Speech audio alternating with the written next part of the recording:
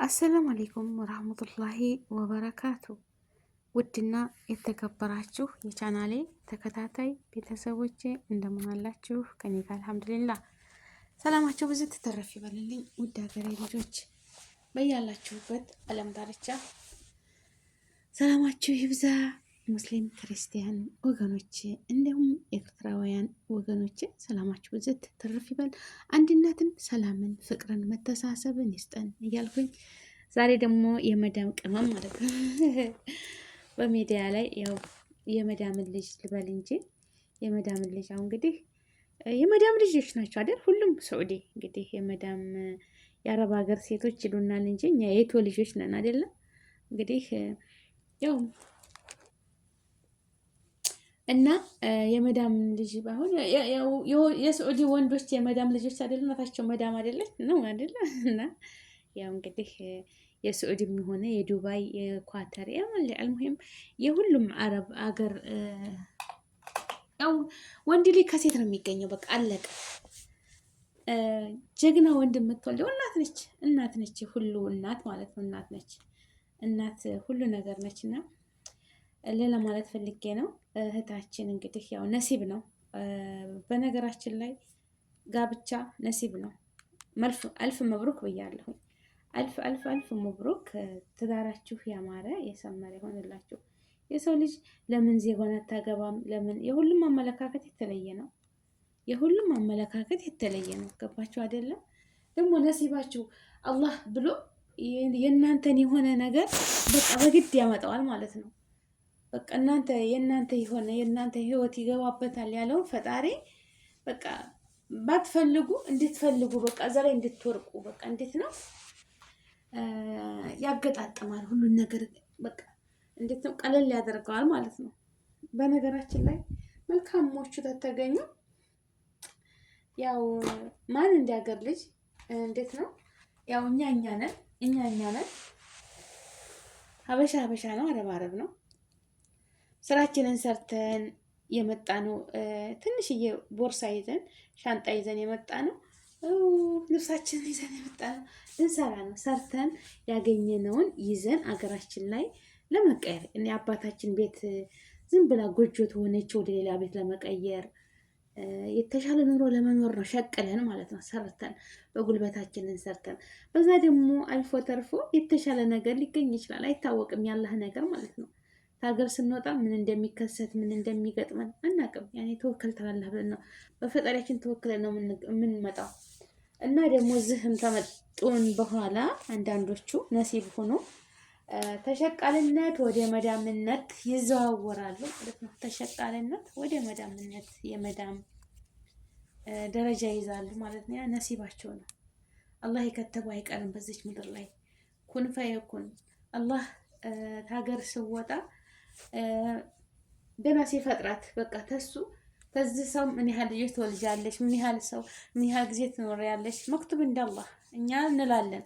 እኔ አሁን በራሴ አስተሳሰቤን እያየ የሰው ሀገር ዜጋ ማግባት እቅድ የለኝም፣ አላማም የለኝም። የሀገሬን ልጅ ደሃም ቢሆን ሰርቶ የሚያድር ከሆነ በድህነቱ አላፍርበትም። ድህነትን አብረን ሰርተን ደግሞ የምንፈልገው አብረን ሰርተን በቃ ለመስራት ፍላጎት ያለው ሰው ሆኖ ትንሹንም ትልቁንም ስራ ሳይነቅ ሰርተን የምንቀየረውን እኔ ምኞቴ በቃ ይችና አንድ ናት። ይች በቃ የኔ አስተሳሰብ ማለት ነው። ደግሞ እንደዚህም ሆኖ ሌሎች እህቶቻችን የሌላ ሀገር ዜጋ የሚፈልጉ አሉ፣ የሚመኙ አሉ። ለምን የሌላ ሀገር ሴት ወንዶች ሴት ያከብራሉ። በነገራችን ላይ መዳሞቻቸው ሌላ ሰው እንዲህ በቃ ከፍ ዝቅ እንዲያደርጓቸው አይፈልጉም። ኩሽና ገብተው በራሳቸው ነገር ተንከባክቧቸው በቃ ክብር አላቸው። ለምን ታስተዳደጋቸውም ከሚማሩትም ከሁሉም ነገር ለሴት ልጅ ክብር አላቸው። ሀቂቀትን ማለት ነው። በቃ ክብር አላቸው። በቃ በሁሉም ነገር ይንከባከቧቸዋል። እኔ እንጃ ለሴት ልጅ ክብር አላቸው ለሚስቶቻቸው ማለት ነው። አሁን አረቦቹ እያየናቸው አይደለም? በቃ እንዴት ነው ሰራተኛ ይዘውላቸው 2-3 ሰራተኛ ይዘውላቸው ምንም ታይሰሩ። በላይ ደግሞ መዳሞች አፋቸውን ይከፍታሉ። በቃ እንደፈለጉ ሲጮሁባቸው እነሱ ችለዋቸው ወደ ሌላ ክላስ ገብተው ንዴታቸውን ብርድ አድርገው ደግሞ ተተጣሉ ወጣ ብለው አበባ ገዝተው ስጦታ ወርቅ ምናምን ገዝተውላቸው በቃ የሆነ በቃ አይደለ ወላሂ ይንከባከባሉ። በተለይ አረቦቹ ማለት ነው። ያኔ ዲናቸውም ስለ ሴት አለ አማናነት ይረዳሉ። እና አላህ ካደላት ተወፈቃት ማለት ነው። የወፍቃት እውነት ነው የምላቸው እንጂ ያው ቢሆን እንደው 10 እጅ የሚመረጠው ዜጎቻችን ከዜጉ ጋር ያኔ የሀገር ልጅ ማግባት የመሰለ ነገር የለም። ሀቂቀተን እኔ እንደኔ ራዕይ ማለት ነው። ያ ደግሞ ካልሆነ ነሲብ ነው። የሰው ልጅ ማንኛውም ሰው ሌሎች ሀገር ያገባሉ። በቃ የሁሉንም ዜጋ ነሲቡ እንዳመጣላቸው ያገባሉ እህቶቻችን ማለት ነው። እንደዚሁም ደግሞ ሌሎች ወንድሞቻችንን የሌላ ሀገር ዜጋ ያገባሉ። እና ሁሉም እስሙ ነሲብ አላህ የከተባት አትቀርም ማለት ነው። እና አልፍ መብሩክ በሏት። ያው ታገር ሲወጣ እንዳልኳችሁ ትንሽዬ ሻንጣ ይዘን ለኮንትራት ይመጣል ውል ተዋውለን ለባርነት ተሽጠን ድህነታችን ማለት ነው። እሺ ሰርቶ መቀየር ምንም አይደለም። ደግሞ የማልፎ ተርፎ ወደ እመቤትነት ወደ መዳም ሲሸጋገር በጣም ደስ ይላል። ውለዱ ክበዱ። አልፍ መብሩክ። ያው እሷም ትንሽ ቆይታ ዜግነት ይሰጣታል ማለት ነው። ዜግነት ለልጆቿም ዜግነት ይሰጣል ማለት ነው። ያው እንግዲህ ሴት ልጅ ሀገር የላትም የሚባል የለ በባሏ ሀገር ነው የምትኖረው። ቤተሰቦቿንም የምትጠቅም ያድርጋት ነው የምለው። ውድ ሀገሬ ልጆች አልፍ መብሩክ በሏት። ወላሂ ዝግጅቱ ላይ አይቻቸው ቪዲዮ ላይ ማለት ነው። እና ብቻ አንዳንድ ኮሜንታተሮች አሉ።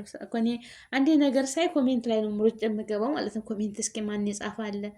ብዙ አስተያየት አለ፣ ብዙ የሚሰጡ ሀሳባቸውን ማለት ነው። ሀሳባቸው እናንተ ምት ሀሳባቸውን አስቀምጡ። እኔ እንደኔ የሀገሬ ልጅ ነው የምመርጠው። እንደኔ ማለት ነው። እናንተስ ምን ትላላችሁ? የሀገራችን ወንዶች ክብር አይሰጡም፣ ለሴቶች ክብር የላቸውም። የሀገራችን ወንዶች ከበፊትም እኮ ጀምረው ለእናቶቻችን በፊት ኩራት ይመስላቸው ነበር መስለኝ። አባቴ አያቶቻችን ሲሰሩ አለ ኩሽና አይገቡም። ወጡ ሽሮ እየሰሩ ከሆነ ወጡ ገንፍሎ ሽሮ ገንፍሎ ባዶ ዲስት ይቀራል እንጂ ኩሽና ገብተው መርመጥመጥ አይወዱም። ነውር ነው፣ ነውር መስሏቸው። ይሄ ኋላ ቀርነት ነው። በዛ የተነሳ ሴት ልጅ እንዴት ነው ሴት ልጅ ለኩሽና ነው እንጂ ውጭ መውጣትም የለባትም ገባቸው የሚል በፊትም ጀምሮ ማለት ነው የሚሉ አስተሳሰብ በዛው ያደገ አለ። አንዳንድ ሰው ደግሞ አሁን አልሐምዱሊላህ እየተቀየረ ነው። እና ልላቸው የፈለግኩት ያው ሴት ልጅ መከበር አለባት፣ ስራ መተጋገዝ አለባት። ሴት ከሌለች የቤቱ ድምቀት ሴት ናት። የቤቱ ኑር ቤት ናት። የቤቱ ኑር ታውቃላችሁ፣ ኑር ቤቱ ፍክት የሚለው ቤታችሁ በሴት ነው። እና ያው ሴት ልጅ ላዚም አገር ነች። ሴት ልጅ እናት ነች። ሴት ለለበት በቃ ሁሉ ሴት ልጅ ሲኖር በቃ ሁሉ ነገር በቃ ለቤቱ መሪ ነች ሴት ልጅ። ለቤት አያያዝ፣ ልጆች ለማሳደግ፣ ልጆች ለመውለድ፣ ለሁሉ ነገር ለባሏ መንከባከብ እና ሴት ልጅ በሁሉ ነገር ትፈልጋለች። ሴት ልጅ ተንከባከቡ የኛዎቹ ማለት ነው። ምግብ ቤት ይዛችሁ ስትሄዱ ማለት ነው። ምግብ ቤት ስትሄዱ ወንበር ላይ ቁጭ አትበሉ። አስቀድማችሁ እናንተ ወንበሩን ገተት አድርጋችሁ ቁጭ አደረጋችሁ በኋላ እናንተ ቁጭ። መኪና ደግሞ ውጭ ስትሄዱ መኪና በሩን ክፈቱላት። መጀመሪያ አንተ ገብታ ቁጭ አትበሉ ወንበር ላይ ማለት ነው። መጀመሪያ ሚስትህን አስገባ። ያው መኪናውን መጀመሪያ ማሞቅ አለብህ። መኪና አስቀድመህ ወጥተህ መኪና ታሞቃለህ።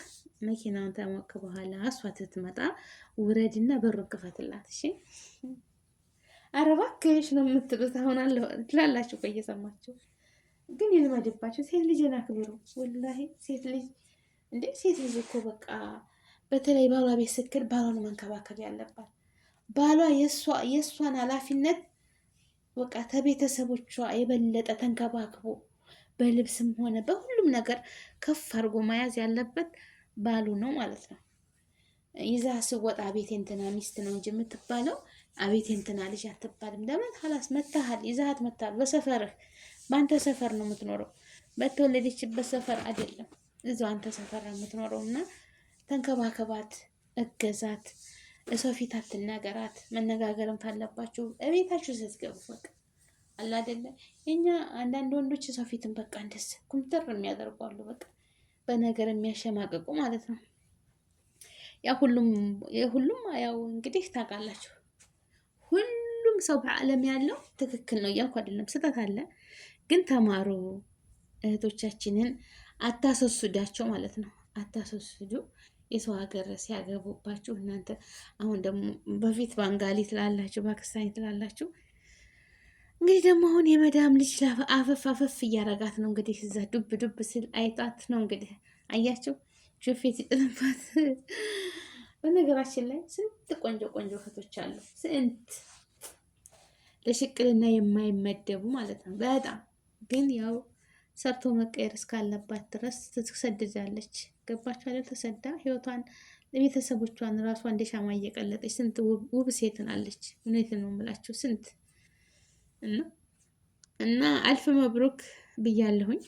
ውድ ሀገሬ ልጆች ላይክ፣ ሼር፣ ሰብስክራይብ አድርጉ። መብሩክ ብሏቸው እነሱንም ሰርጋቸው ያማረ የሰመረ ይሆንላችሁ ብላችሁ ዱዓ አድርጉላቸው። ዋናው የሚያስፈልገው ዱዓ ነው። እኛ ያው እሷ ታሰበችበት ተሷ በላይ ማንም ሰው ሊያውቅ አይችልም። እኔ እንደ ማንኛውም ሰው ቢሆን ደስ የሚለኝ ዜጋዋን ብታገባ ነው። እንደኔ ማንኛቸውም የሀገር ልጅ ማን እንደ ሀገር ልጅ የሀገሮቻችን ልጆች ደግሞ ተንከባከቡን፣ በቃ ተንከባከቡ። ባክሽ አትጨማለቂ፣ ባክሽ የድሮቹ እናቶቻችን እንደዚ አትበሉ አይባልም። አበባ ግዙ፣ አድያ ግዙ፣ ስጦታ ግዙ፣ ተንከባከቡን። እውነቴን ነው እኮ የምላችሁ፣ እውነቴን ማለት ነው ሀቂቀተን እንጂ እናንተ እያመናጨቃችሁ ደግሞ ተሀበሻ ወንድ አይሻሉም እነሱ እየተባሉ ወደዛ አሳልፋችሁ አትስጡ ማለት ነው። ዜጎቻችሁን የምትሰትሩን እናንተ ናችሁ፣ የምትንከባከቡን እናንተ ናቸው። ገባችሁ አይደለም? ታማኝ ሆኑ፣ ታማኝ እንሁን። ታማኝነት በሁለቱም ወገን ያስፈልጋል። እና ውድ ሀገሬ ልጆች አላህ ይጠብቃችሁ፣ አላህ ይጠብቀን፣ ይጠብቀኝ። ሀገራችንን ሰላም ያደርግልን። አላህ ርዝቃችሁን ሁሉ ያሳምርላችሁ። እሱ እንዳልኳችሁ ጋብቻ ሁኔታ እስሙ ነሲብ ነው። በቃ ነሲብ አላህ የከተባት አትቀርም በምድር ላይ። እኛ እናስባለን፣ እኛ እናቅዳለን። ሁሉም ሰው እኮ የፈቀረውን አያገባም አይደለም። የተመኛችሁትን አግብታችሁ ለስንት አንዴ ነው እንጂ ያሰበውን አያገባም። አላህ ድንገት ያመጣዋል ማለት ነው። ድንገት ይመጣል፣ ሳይታሰብ ይመጣና ከዛ ከሰው ጋር በቃ ህይወታችሁ ሙሉ ኑራችሁ ሞት ብቻ የሚለያያችሁ ነገር አለ እንጂ መጀመሪያ ያፈቀሩት ሰው ጋር ከስንት አንዴ ነው የሚጋቡት እንጂ የሚገናኝ ሰው የለም። ነሲብ ስለሆነ ያ ምንድን ነው የሚሆነው? ነሲብ ቀደር አላህ እንጂ እናንተ ሁላችሁም በሁሉም አጋጣሚ የትምህርት ቤት ጓደኞቻቸው ሌላም ሆነ የምታፈቅሯቸውን ማንም ያገባ የለም። በሆነ ምክንያት ይለያያሉ። ደግሞ ያልታሰበ መጥቶ በህይወታቸው ህይወት ይቀጥላሉ እስከ ህይወታቸው ፍጻሜ ድረስ እስከ መጨረሻዋ። አላህ ተቀዳሚውን አላህ ነው የሚያውቀው ማንኛው እንደሚሄድ ማለት ነው። እዛ ድረስ አብሮ ኑሮ ሞት ይለያያቸዋል ማለት ነው። ይህ የሚሆነው የፈጣሪ ትእዛዝ ስለሆነ ነው ውዶችዬ። እና አልፍ መብሩክ ብያለሁኝ።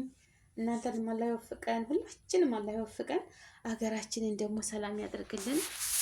ሰርጋችንም ሁሉ ነገራችን በሀገር ላይ ሲሆን ሀቂቀትን ደስ የሚለው እኔ ሀቂቀትን ወላሂ ሀገሬ ልጆች፣ የመዳም ቅመሞች፣ የኔ ከብታቶች በሀገራችሁ ላይ በቃ አገር ጉድ ያስባለ ሰርግ ሰርጋችሁ የተራቡትን የምታበሉ የበረዳችሁን የምታለብሱ በሀገራችሁ የከሌ ልጅ እኮ አገባች የከሌ ልጅ እኮ ማሻአላ ስትሉ ደስ ይላል። በሀገር ላይ በሰው ሀገር ያው እኛን ይመቸን እንጂ በሰው ሀገር ላይ ተሰደው የሚያገቡ ማንም ጎረቤት አዝማድ የለም።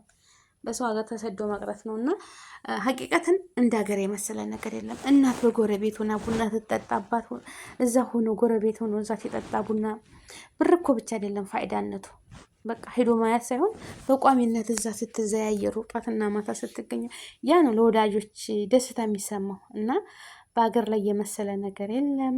ያው ይባል የለ ሴት ልጅ ሀገር የላትም ይባላል። ለዛ ነው ለምን ባሉካ ይዞን ይሄዳል። በቃ አለቀ።